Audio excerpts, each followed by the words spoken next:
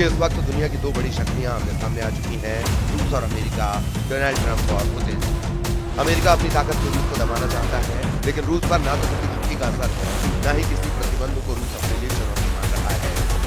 जबकि ट्रंप की तरफ से साफ कर दिया गया है कि रूस को जो डेडलाइन दी गई है उसका काउंटडाउन शुरू हो चुका है।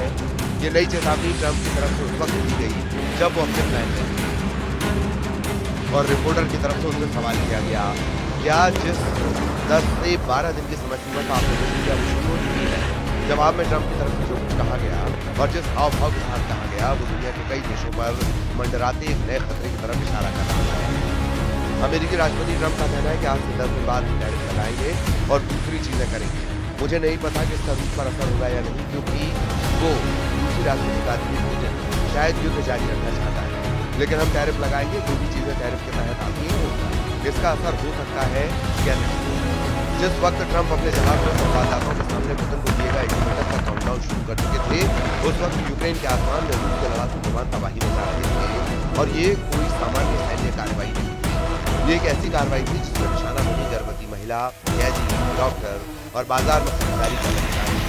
19 जुलाई 2025 यानी ट्रंप की धमकी वाली रात को एक रक्त रंजित रात में बदल दिया गया।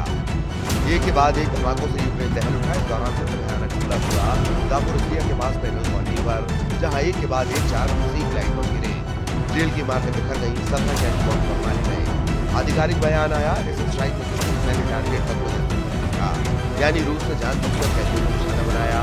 लेकिन रूस यही नहीं हुआ, उसकी मिसाइलों और लड़ाकू विमानों ने अपनी दिशा बदली और अगला टारगेट था दिमित्रोव, जहां कामियांस्के इलाके का एक अस्पताल रूस के हमले से आ गया।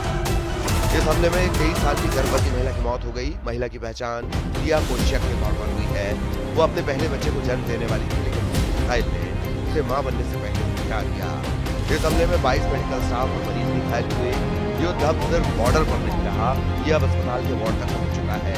फिर हमला हुआ खार्किव के एक छोटे बाजार पर, जहाँ 5 लोगों की मौत हो गई।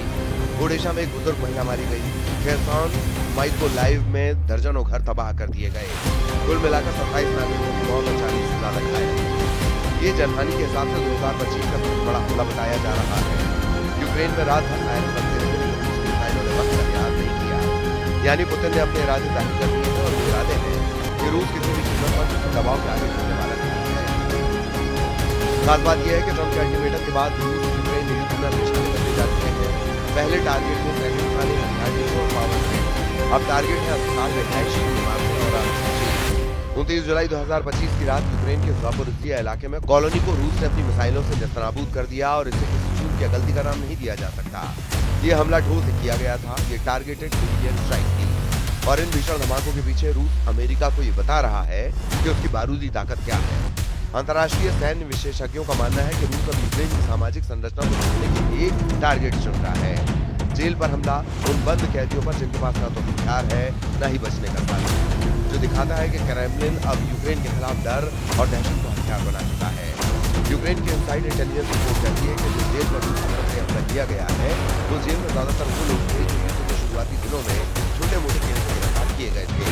कुछ चोर, कुछ प्रदर्शनकारी, कुछ तो सिर्फ गलत जगह मौजूद होने के कारण जेल में थे। यानी ये युद्धबंदी नहीं है, ये कानूनी रूप से संरक्षित नागरिक है। संयुक्त राष्ट्र मानवाधिकार आयोग ने एमनेस्टी इंटरनेशनल ने बयान जारी कर जवाब मांगा है, लेकिन पुतिन की तरफ से अब तक कोई रिएक्शन नहीं आया है और ये कुछ बहुत कुछ कहती है। इस हमले के पीछे एक संदेश भी छुपा हो सकता है। ट्रंप की धमकी के बाद पुतिन ने अपने पहले टारगेट के तौर पर भारतीय कैदियों को चुना, यानी पुतिन ने वाशिंगटन में काम करने के लिए भेजा है और वो ये कि किसी भी धमकी का जवाब रूस अपनी वॉशिंगटन से देगा, एक धमकी के बदले में मारेगा। आलम ये हो चुका है कि यूक्रेन के शहरी इलाकों में तबाही का मंजर दिन ब दिन भयावह होता जा रहा है। रूसी सेना सोवियत यूनियन के पुराने बमों का आधुनिक तकनीक से लैस कर इस्तेमाल कर रही है। इन बमों को ग्लाइड बम कहा जाता है, जो यूक्रेनी रक्षा पद्धतियों को भेजने का मुख्य हथियार बन चुके हैं। ग्लाइड बमों की खासियत ये है कि इन्हें रिट्रैक्टेबल मिसाइल और गाइडेड सिस्टम से अपग्रेड किया गया है, जिससे ये बम लक्ष्य तक पहुंचते हैं। इन बमों को 3000 किलोग्राम तक विस्फोटक भरा जा सकता है, जो शहर या सैन्य ठिकाने को पूरी तरह तबाह करने की ताकत रखता है। यूक्रेन की वायुसेना का भी दावा है। रूस की तरफ से बड़ा हमला किया गया। इस हमले में 2 स्कंदर-M बैलिस्टिक मिसाइल है और 37 शाहिद स्ट्राइक ड्रोन और कुछ जगह शामिल थे। ये हमला यूक्रेन के अलग अलग इलाकों को टारगेट करते हुए किया गया। इस दौरान यूक्रेन के एयर डिफेंस सिस्टम ने हमले का जवाब देते हुए 32 शाहिद ड्रोन को मार गिराया।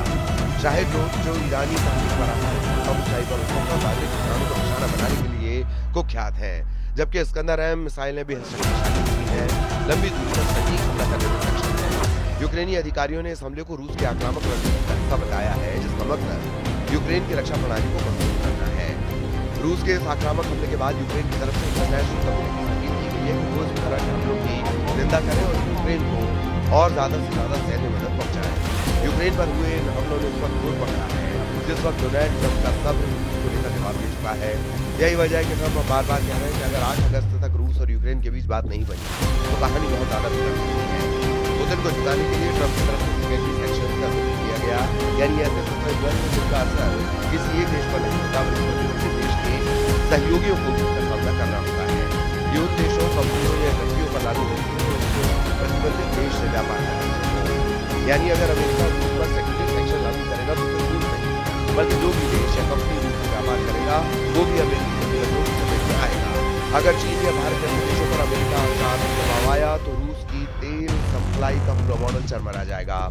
रूस हर दिन समुद्र के रास्ते 3 मिलियन बैरल से ज्यादा तेल एक्सपोर्ट करता है और उसमें बड़ी हिस्सेदारी उन देशों की है जो ट्रंप के संभावित सेकेंडरी सेक्शन के रडार पर है। यही वजह है कि सेकेंडरी सेक्शन एक तरह के इकोनॉमिक वेपन बन चुके हैं जिसमें बिना गोला बारूद किसी देश में पाबंदियों के धमाके किए जा सकते हैं और यह पाबंदियां किसी देश की अर्थव्यवस्था की रीढ़ तोड़ सकती है। अमेरिका पहले भी ईरान और नॉर्थ कोरिया जैसे देशों पर सेकेंडरी सेक्शन वाली रणनीति आजमा चुका है, जहां चीन, तुर्की या यूरोप की कंपनियों को चेतावनी दी गई थी कि अगर उन्होंने उस देश से व्यापार किया तो उन्होंने कीमत चुकानी होगी। इस बार फर्क यह है कि रूस की सप्लाई चेन पहले से संकट में है। यूरोपियन यूनियन और अमेरिका की बड़ी कंपनियों ने किनारा कर दिया है, लेकिन चीन, ईरान और सेंट्रल एशियाई देश अब भी रूस को हथियार, ड्रोन और इलेक्ट्रॉनिक पार्ट्स की आपूर्ति कर रहे हैं। ऐसे में अगर ट्रंप ने सेकेंडरी सेक्शन लागू कर दिए तो चीन पर इसका खास असर हो सकता है क्योंकि उसकी कई टेक कंपनियां अब भी अमेरिकी मार्केट में डॉलर पर निर्भर हैं। इसलिए ट्रंप का ये बयान we will do secondary sanction सिर्फ एक चेतावनी नहीं बल्कि एक रणनीतिक युद्ध है। ये एक ऐसी चाल है जिसकी बिना पूरी सलाह के टाइम सहयोगी देशों की पॉलिसी को डाउनलोड किया जा सकता है। अब ये साफ होता जा रहा है कि ट्रंप और पुतिन के बीच सिर्फ सैन्य टकराव नहीं बल्कि आर्थिक तबाही का मुकाबला शुरू हो चुका है। रूस की मिसाइलें यूक्रेन की जमीन पर तबाही मचा रही है, लेकिन अमेरिका के प्रतिबंधों की मांग रूस के बाजार को ट्रंप इस वक्त 10 दिन की एक तरफ चेतावनी, दूसरी तरफ सेक्शन का शिकंजा। जो देश आज रूस से व्यापार कर रहे हैं वो कल अमेरिकी प्रतिबंधों पर आधार पर होगी। यह अब केवल रूस और अमेरिका की लड़ाई नहीं है, ये सिस्टम पर सोच है जिससे दुनिया का ग्लोबल ट्रेड चलता है। डॉलर पर आधारित जहाँ एक झटका किसी देश की पूरी अर्थव्यवस्था को हिला सकता है और अगर ऐसा हुआ तो ये लड़ाई कूटनीतिक चालों से इतना ऊपर से निकलने वाली लपट उस महायुद्ध को जन्म देगी जिसकी जद में पूरा विश्व आ सकता है।